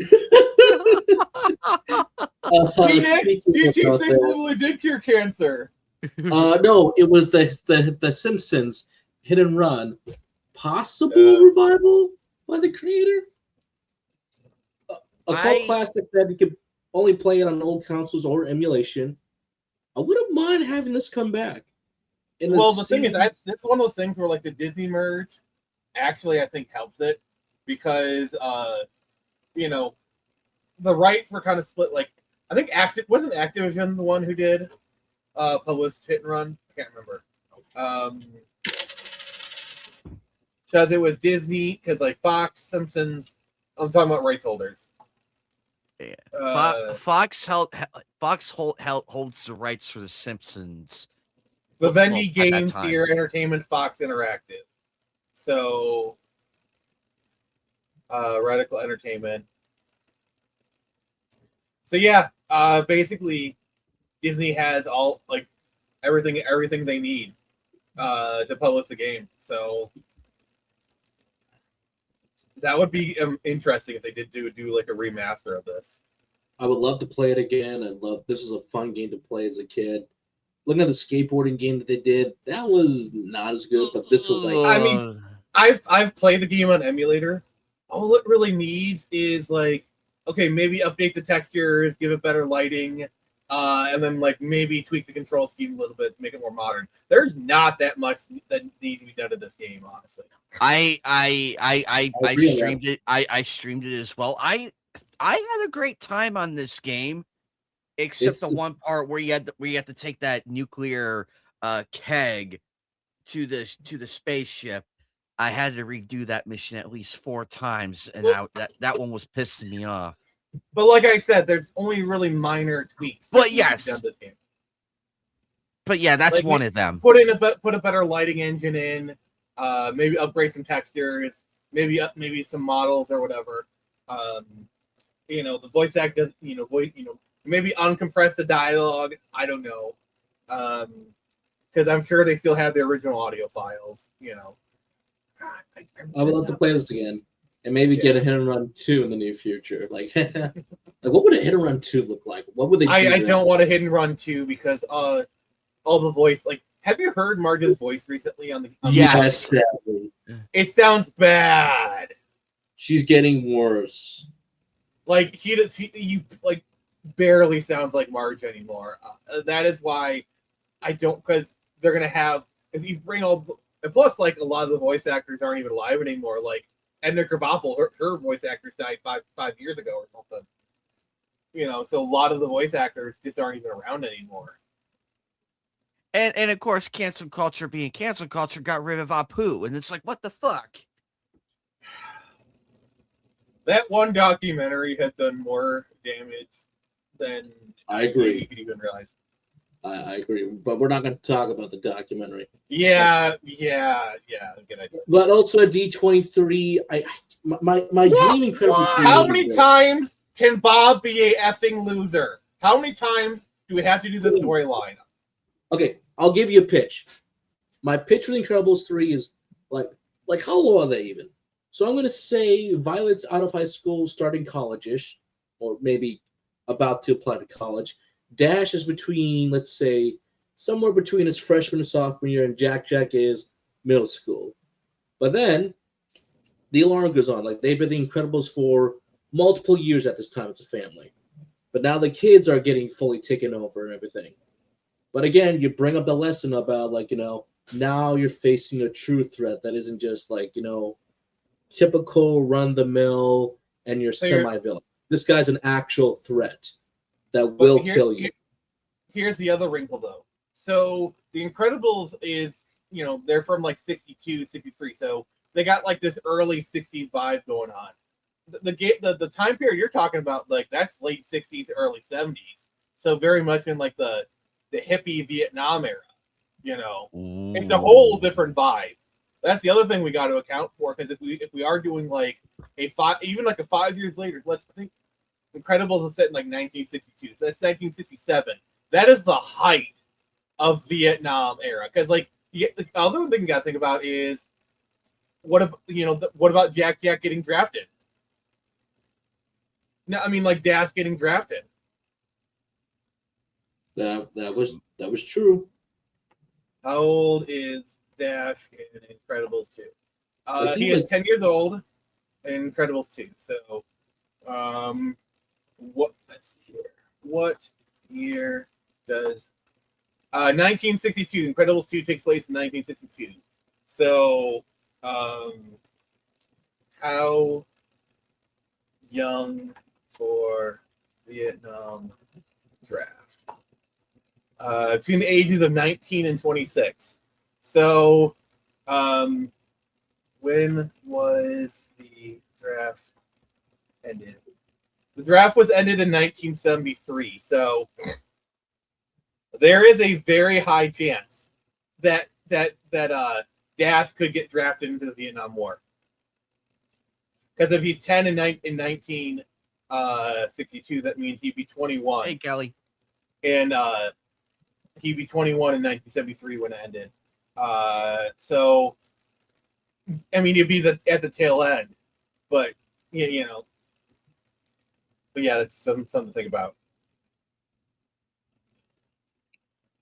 But I do agree with you. They're not going to do that. They're not going to do that story. They don't have the balls. Nope. They have the balls. But that's my dream pitch. But nope, I'm not a director, not a famous writer, can't do it. But I agree with you, Phoenix. Can we stop making Bob a loser? He is a hero. Also, Violet is 14 years old. So, which would mean she'd be 19 in 1967. Violet could go to Woodstock. Violet could very much have been at Woodstock. Oh dear God! A hippie version. Oh, Violet. I'm sorry, Violet. And the thing is, Violet would have been a hippie. She would have been. Yes. Yes. She very much would have been a flower power hippie, whatever. She would be like Haley Smith from American Dad, only the Incredibles version. Come on, guns don't kill people. People, here, go on, gun. Kill somebody. See, I can't say the line correctly, but that's like the first scene the hippie talks to a gun and stands like here. But I can just see this this scene where Violet brings someone guys. It's 1976, and Violet brings over her boyfriend. It's like, oh yeah, you're about the age when you're gonna get drafted. Did your draft card come up? It's like, oh no, I just went to Canada for a few years. Oh, I went to college. I'm referencing All in the Family. You know that. Yep. It's like basically, I think Bob would not like his daughter's boyfriend being a draft dodger. Oh no, sorry. I just see implications.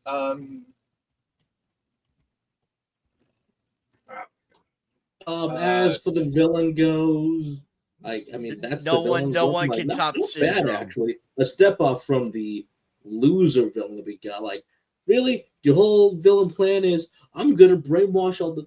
No. At least this one kind of looks like a threat. I'm like, okay, I know what's going on here, but I think the first film was still fine on its own. Second film, third Also- one, you better make the script special. Jack That's all I'm Jack gonna- will be 21 years old in 1982. Oh, So good. Oh, good God. 1982, and that's the Reagan era?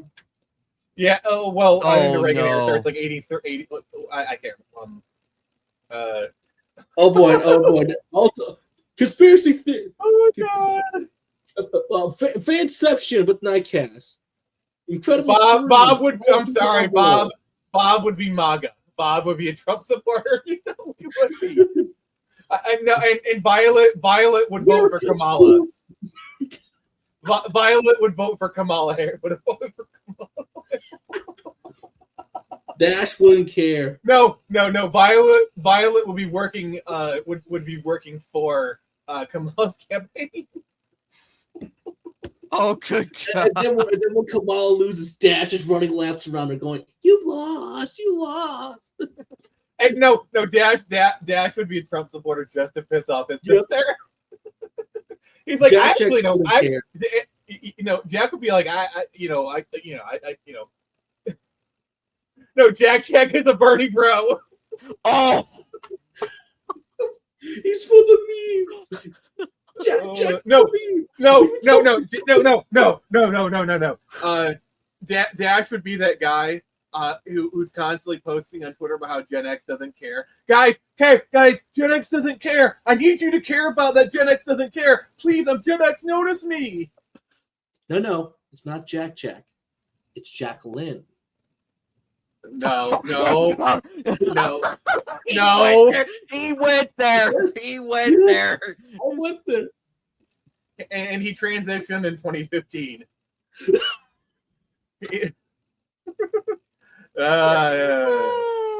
And then it would be, guys, Gen X doesn't care about me. And here's me going, shut the up, would you? Oh, imagine, Edna just sitting there, just shaking her head, be like, "Why? Why?" No, I got you one better. Imagine Bob reacting to The Boys. I just Oh, He's like, continue. No. So Bob's watching it and he sees the milk drinking scene and he's like, I can never. and he's telling somebody, you watched this? I'm like, yes. because I hate my life. And then he says, but that's not accurate. And it's like, how would you know? Bob would love the MCU, I think. I think he'd love the MCU. I think his favorite character would be Captain America. I agree. It would be. He would like Captain America. I think you would like Cap. I'm trying to But think. the thing. Trying to think of like other like.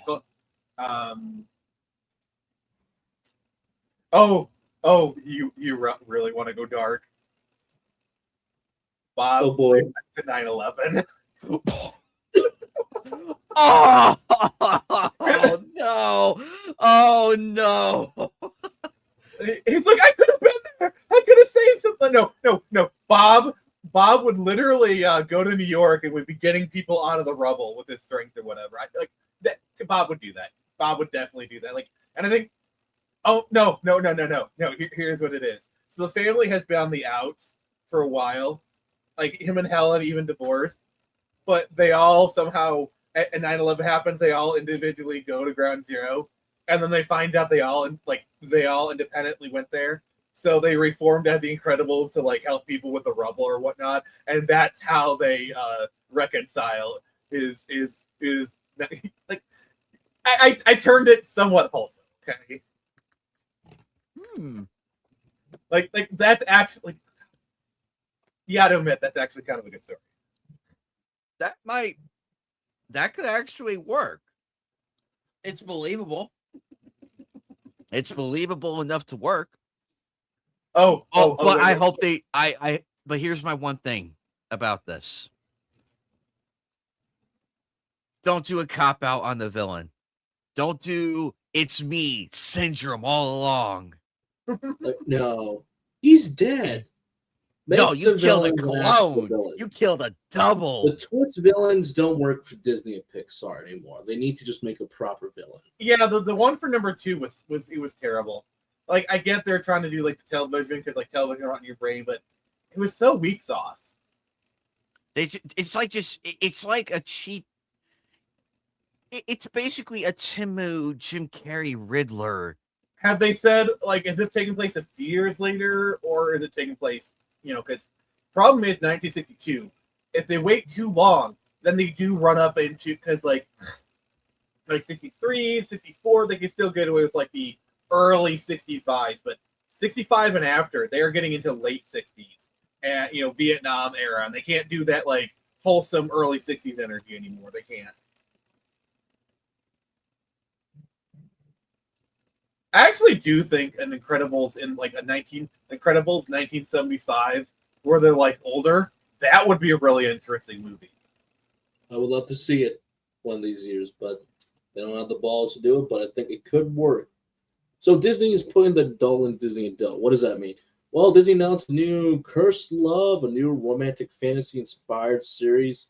So I'm like, to be fair, they do have other stuff. People like buy this, people like it. It's not for me, but I guess other people like it, so good for them. Exactly. I don't like kind of this stuff either, but like, hey, some people have stuff because they do have their I think it's called Disney Twisted or something. They kind of took they did have like this adult line of books or whatever. I mean, again, not for me, but clearly there's a market, so who am I to judge? So they're continuing as well, and I think that one is getting us. I can't remember. Is it Twister or something? I should ask Dash because Dash knows more about that than me. So another one of their like mobile titles or book stuff is getting an animated series as well. So that will be interesting to see. But here you go, folks. For those who do like it, we got some new gameplay footage of Tides of Annihilation. I'm still looking forward for this Chinese take on King Arthur mythology. Yes, some people have made some interesting statements about the build, but the developers have come out and said that this is the newer build, but it's kind of rushed for like optimization. But they said, don't worry, the final product will look a lot better. So calm down, people. But it's a heavy action-inspired game with the likes of Devil May Cry, Ninja Gaiden, classic games from Platinum Games and Capcom. So I'm all excited for this, and it does have the feature I was looking for the most too in Scalebound before Microsoft canceled that damn game. And you fight knights from King Arthur, so that's kind of badass. I love it. Okay. I love it. Although it is very odd that the original actress is no longer on it. What's the actress who won the Game Awards? There was Jennifer English. She's no longer on the project. Really, that's weird. Because she said it was for personal and mental reasons, so she couldn't do it. And then other people said that, it sounds like cop out, honestly. I don't know. Who knows? Maybe it's cop out. But they also said that her ex is still on the project since they broke up. So is that tied to it? Conspiracy theories, who knows?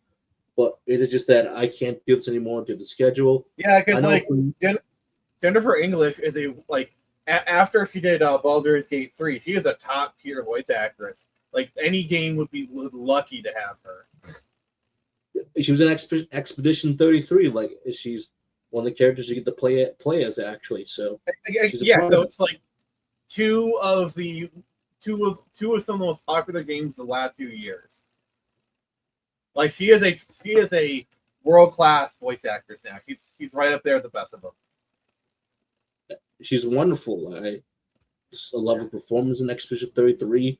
I just did a stream of that about the other night where when they get to that emotional moment, I said, damn, I was feeling it. Because I Joker.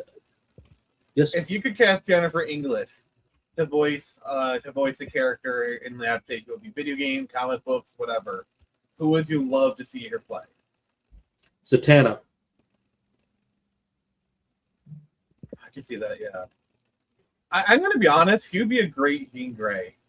Mm-hmm. Ooh. Yes, as well. I agree with that too as well. What about Black Cat? Wait, I got it. Jennifer. If they ever did the anime again, Jennifer English and Claymore. But no, she's not the hero. You give it to Princess Zelda. She could play Princess. Hey, there you go. Yeah. Or Minda. Minda. She voices Minda. I love Minda's original actress. She's still alive. I love her. But which Zelda are we talking about? Are we going, was it the hero timeline, which is the Breath of the Wild voice actor for Zelda is perfect for that role. I can't recast her. Yes. So. If they ever do Final Fantasy VIII, I would have Jennifer English as Ultimecia. Ultimecia. Yes. Do you believe or she would be great for Terra. I love Terra as well. Do you believe the conspiracy theory that Ultimania is Rihanna? I mean, it could be. I'm a Squallow's Dead believer. Say yes. I thought I was alone on this. People were like, no, he is dead. To be fair, I hold all the controversial opinions. Like, I'm one of those people who believes that the end of Earthbound is. I'm not going to say that word because YouTube doesn't allow it. Exactly. I'm sorry, but if you actually look at the ending of Earthbound, it's pretty heckin' obvious. Anyone who knows about the Earthbound theory knows how controversial it is. Like, it's a bannable offense on some Earthbound forums just to bring it up. But yeah, like the Squallow's Dead theory, I think makes perfect sense. Because at the end of disc 1, he gets impaled, and then disc 1 is pretty standard, but then it goes off the rails beyond that, Like, who would have thought when you're playing disc 1 that you would go into space towards the end of the game? Which is amazing. I was like, we're in space? I was like, hell yeah. It went from Final Fantasy to Final Frontier. Oh god, that's fire! That's fire. To the Star Ocean. Oh god. I'll see myself out.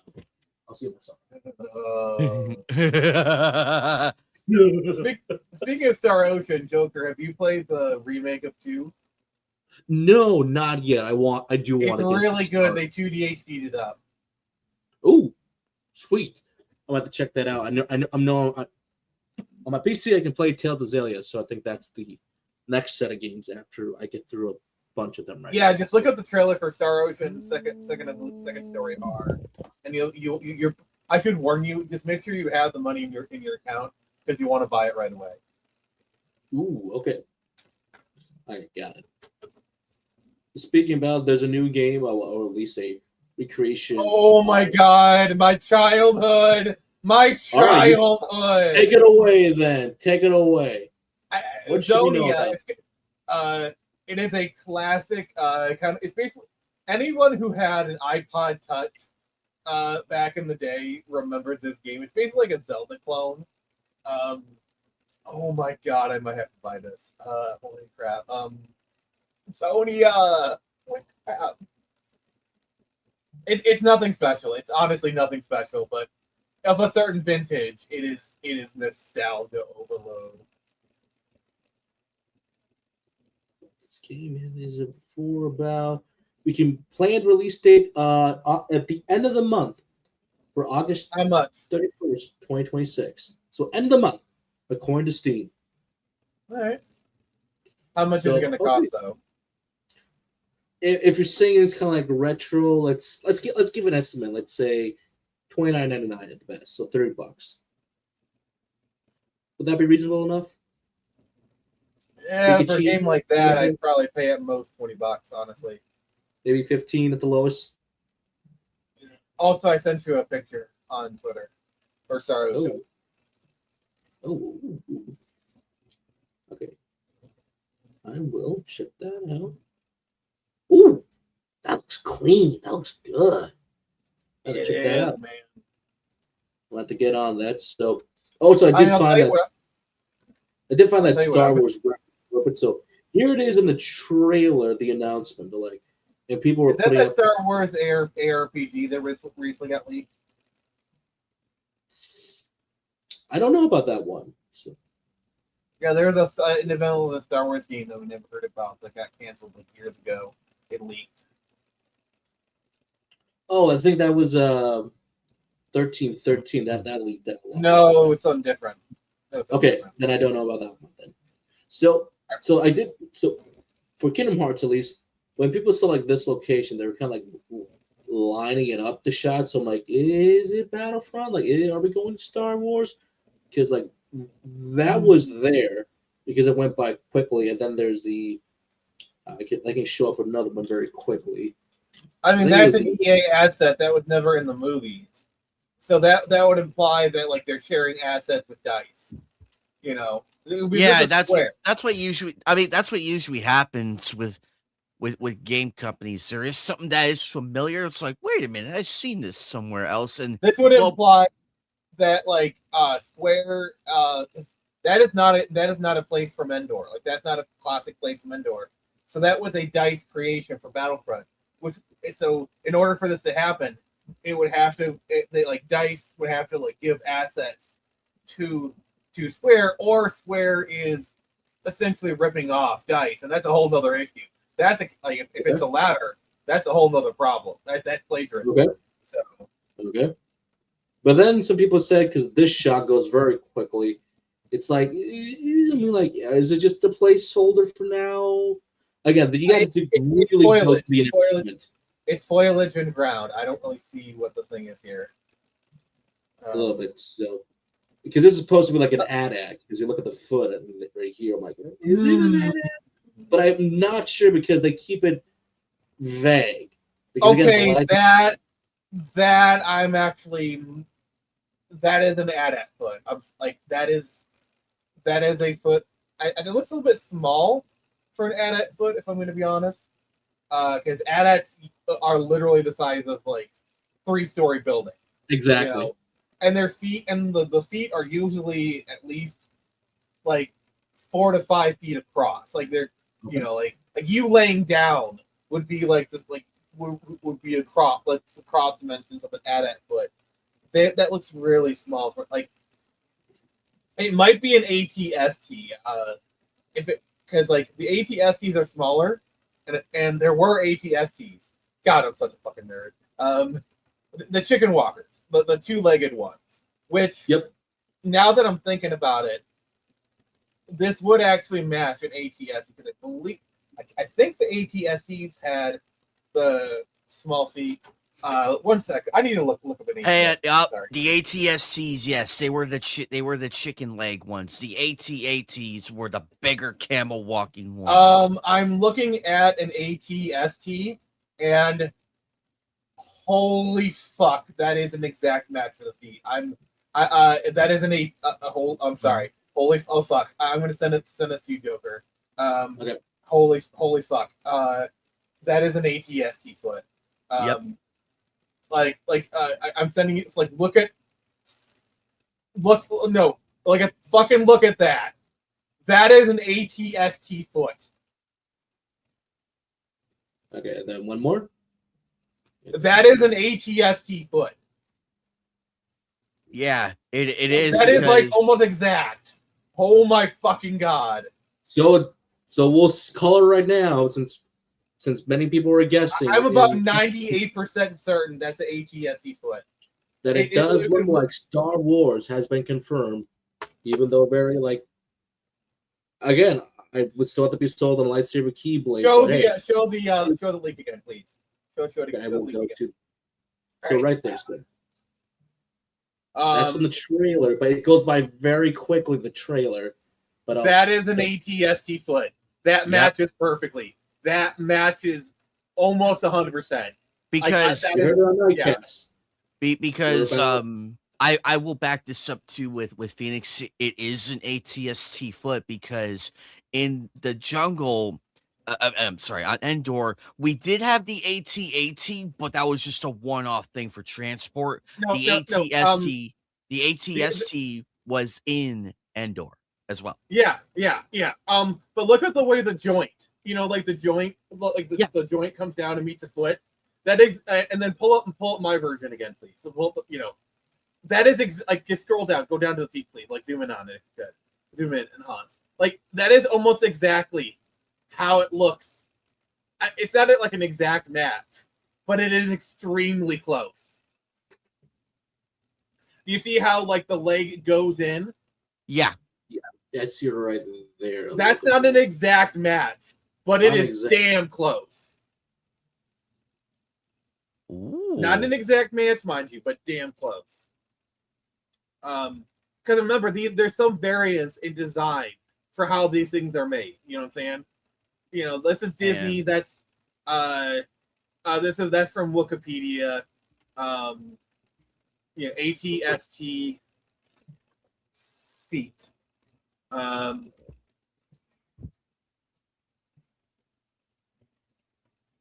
Oh, okay. Let's see here. Oh shit. And somebody. Oh shit. Some. Okay. I'm actually looking at a Reddit where people are literally talking about this. And they pulled. Oh shit! I gotta send this to you. It's. I'm sorry. It's 100%. It's damn near 100%. Click on the Reddit link I sent you. Oh, sweet. Okay, hold on. What? Actually, I'm looking at the ATST from the back. I love we're doing this because we're geeking out. Like, wait, are we sure this? Like, Actually, Nick, I'm looking at the ATST from the back. It's about, I will agree, a 98%. Anime Night. I sent you a Reddit thread where they basically have pictures side by side, and they found a toy model where it's damn near identical. So there's the wait, oh my god, hold on, let's go. Oh my god, yes, look at the toy model. Yeah, I'll go back. Holy shit! Holy shit! Oh my Holy god, shit! that is perfect. That is That's perfect. Look That's how a perfect that is. match. That's a perfect match. Oh shit! So and these guys. Okay. Okay. So it is Endor. I actually found the Kingdom Hearts 4 like trailer going back here. So to Kingdom Hearts Nintendo 4 is conference. going to be on Endor then. Because these guys were popular on Endor, and I'm trying to. Okay, so do you think they're gonna like?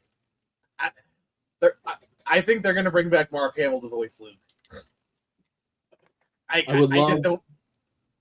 to have. I would love to have Carrie Fisher here as well but in another time of They're life. not getting Harrison Ford. They might. I can see them getting Billy D. Williams come back for Lando. He loves coming back as Lando. So I think didn't Billy D. Williams even voice Lando in the Lego games? I think so. I know he did it for Skywalker Saga. So Billy D. Williams coming back for Kingdom Hearts. That would be pretty easy. So yes, maybe this is the spot. Maybe. Okay, you know who I want to voice Leia? Billy Lord. Oh, Billy would be perfect. Her daughter. Yes, that'll be perfect. Keep it the family. Oh.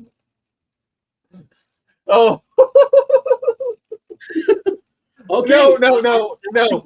I was laughing because I thought of somebody to voice Han Solo. I was about to say Adam Driver. The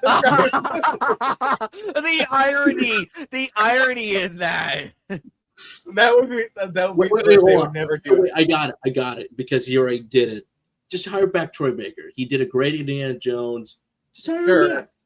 Sure, that's fine. Billy D. Williams has to play Lando, though. I'm sorry, and I really hope they get Mark Hamill because I don't think Mark Hamill would be that expensive.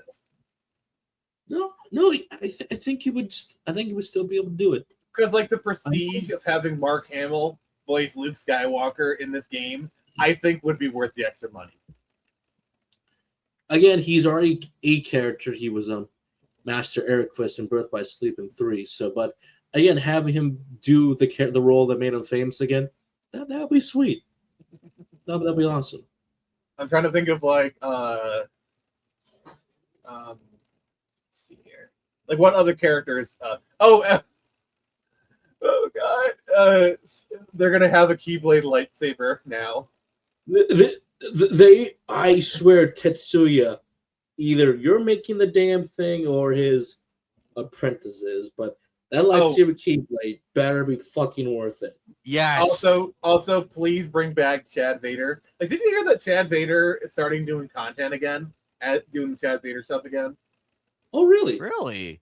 Because I don't know if you remember, but Chad Vader was the voice of Darth Vader. Either that or just have Sam Witwer could play the Emperor. I mean, he has done the Emperor before, I think. Okay, that's fine then. You know what? Please, if you're gonna do Sam Witwer, I want 2 secret boss battles. Obviously, Darth Maul. We gotta bring back the Chad himself. But you need to bring back the stuntman himself to do it. Full motion capture, everything. Not the you got to bring back the goal for the motion capture. No. One of the boss battles of Kingdom Hearts 4 is Duel of the Fates. It's Duel of the Fates. You're literally doing the Duel of the Fates battle, and they bring back Liam Neeson, the voice Qui-Gon. The Viscount, yes. No, like it's Liam Neeson as Qui-Gon, but the rest of it is the Clone Wars actors, just to save a little bit of money. and I need Ray Park to do the actual motion capture for do Kingdom Hearts or Revenge of the Sith. I just want them to do that just so the Clone Wars Obi-Wan Kenobi can do the hello there scene. Hello there. General Kenobi. That will be back. Again, my other secret boss battle. Please make it Star Killer. Please. That'll be so cool to fight Star Killer. No. How about Mara Jade? Jade. No. The secret boss battle is Darth Maul, and his opening line is, "I was hoping for Kenobi." I can. And then you get like, and Sam Witwer's voicing and whatever. Like, God, a secret boss battle. As secret boss battle of Darth Maul would be so cool. And Duel of the Fates is playing. You have to have Duel of the Fates playing. Yeah, they have Duel of Fates. That would be awesome. God, So we got Coco, Hades, and Star Wars. I think that's kind of badass. That's a good badass for 3 lineups right there. The rest is open, really. I don't want Winnie the Pooh anymore. We need to move past Winnie the Pooh, please. Again, Treasure Planet will be my go-to. Atlantis, that'll be interesting as well. Just imagine, Sora sees someone. They do Atlantis, but then they bring back the QTE mini games from Little Mermaid. Oh, good God! Because fuck you. That's why. Because fuck you. But fuck you. That's why. But I love the Little Mermaid section in both games. So fuck you. Oh God. What do you do with them? I'm trying to think of like what other Disney. I don't think. If I want a Final Fantasy, I want a world from Final Fantasy. It's got to be 7. It's got to be 7. It's going to be 7. Well, obviously, people want, but I don't want Midgar. I want like a more relaxing world. So give me Casa del Sol. I think it's going to be Midgard because you got to go for those member berries. Midgard, member berries, or it's going to be. I mean, come on, a recreation of the cover of Cloud looking up at the tower, but it's Sora. That would sell so good. That actually, when remake came out, actually with Sora doing the Mystery Tower. Let me find that actually. Other than that, I can see them doing Final Fantasy 14, Kingdom Hearts maybe, but it's going to be 7. It's got to be 7.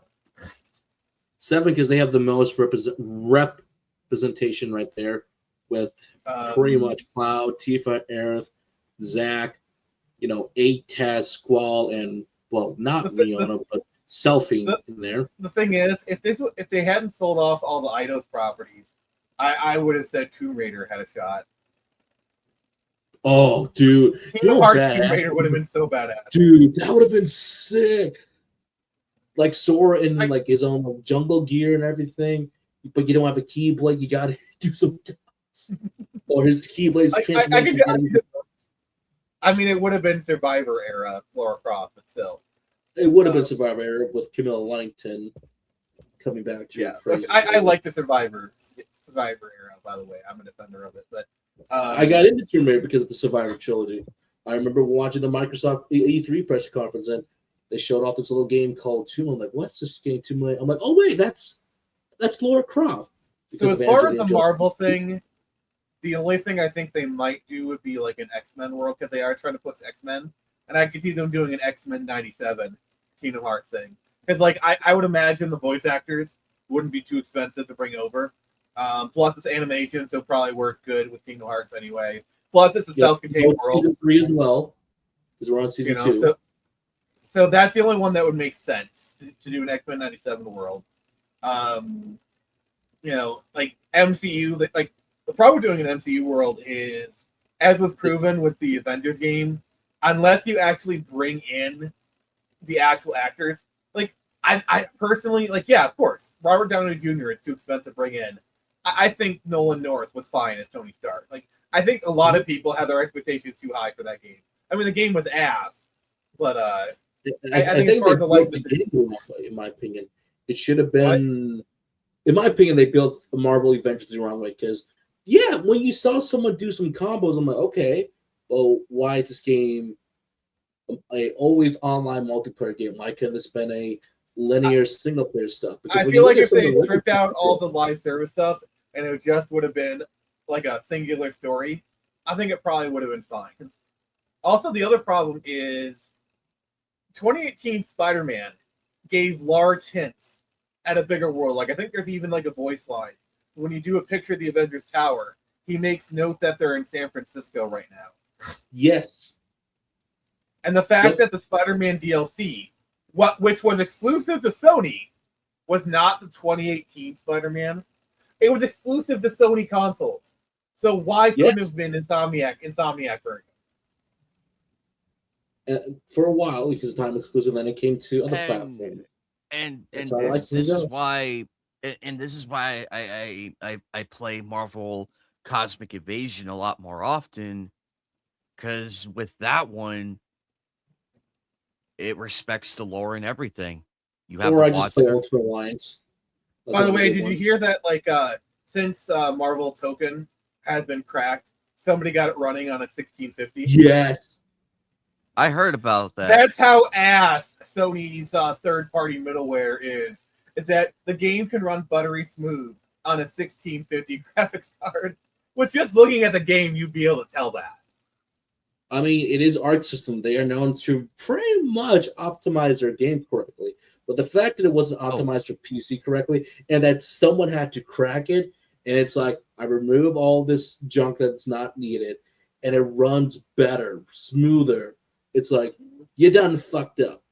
I mean, we've long since proven, there's been tons of evidence that de novo does impact performance. Like, there's tons of evidence for that. Those at the same time, don't forget, for those who do have Marvel Token, I do have that physically, actually. I have it physically. That even though you're on PC, you still need a freaking PSN account. So they just killed half the fan base right there. So fuck you, Sony. Yeah, Sony can't help themselves. They never will until it's too late. They pretty much kill.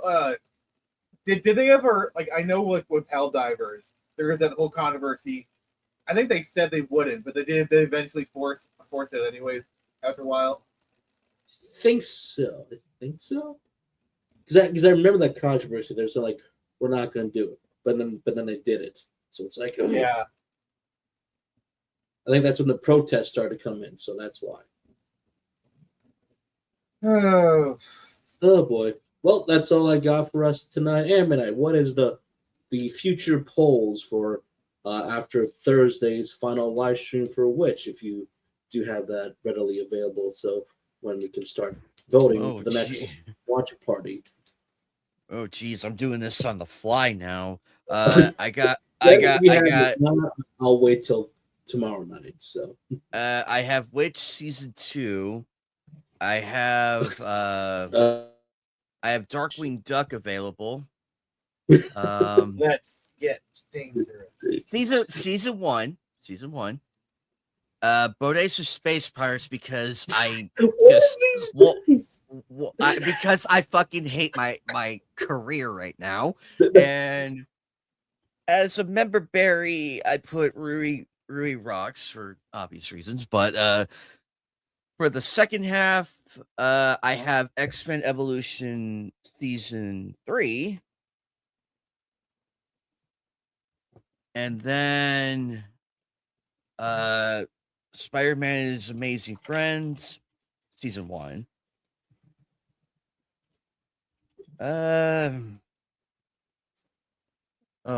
Fuck it. Ghost in the Shell standalone complex, the first season. Ooh, classic. I really should watch a new show on Amazon. I really should get back into that. And then Go Vinland Saga because I'm almost done with season 1. We'll put if you can find Vinland Saga, we'll put that up there because it is a damn good anime. That's what I hear.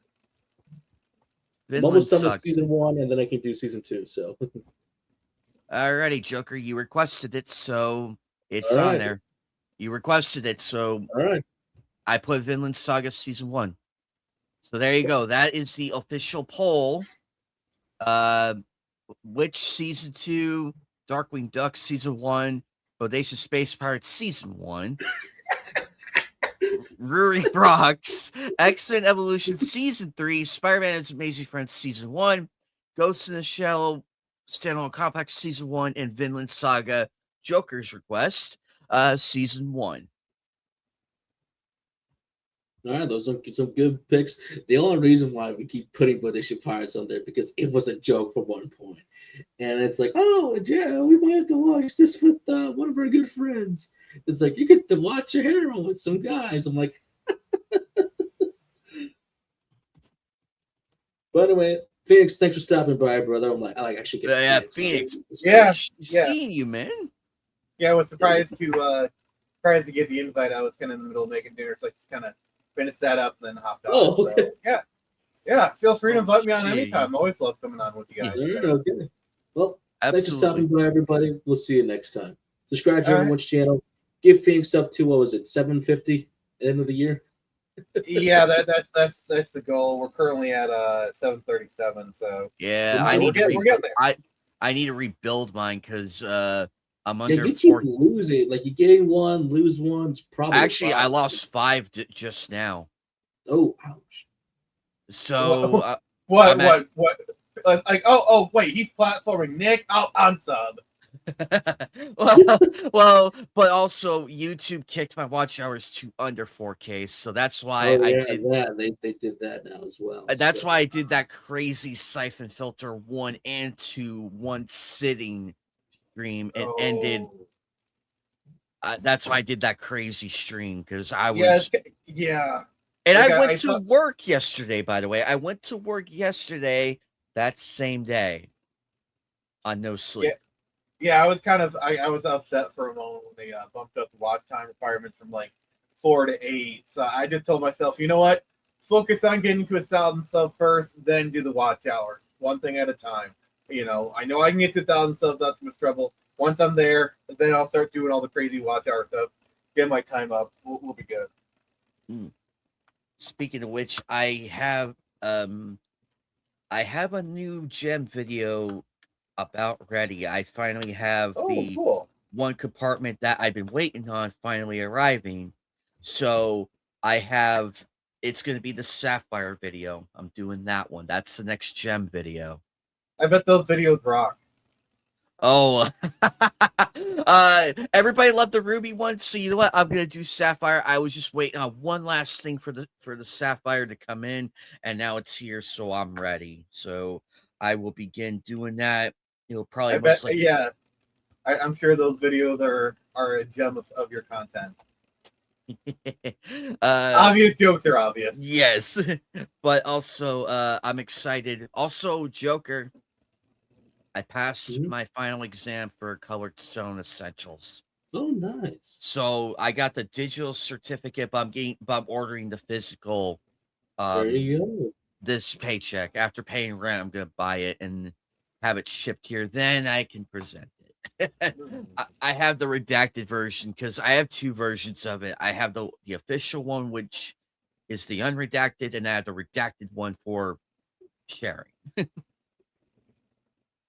But take care, guys. Check out everybody's channels. Help me and Phoenix bump our channels up. Also support Joker. Dude's been on a kill lately because he streamed not only the Assassin's Creed Black Flag Resync, but also doing another one. Check out his channel. Yeah, Joker, I need to have So far, I'm like 50% through the game. That's what's telling me on the progress. Joker, I need to have you on my channel sometime. I just gotta find the right topic. Just gotta find the right topic. Otherwise, you know me. I'm around. Yep. So Yeah, we'll be in touch. all right. Okay.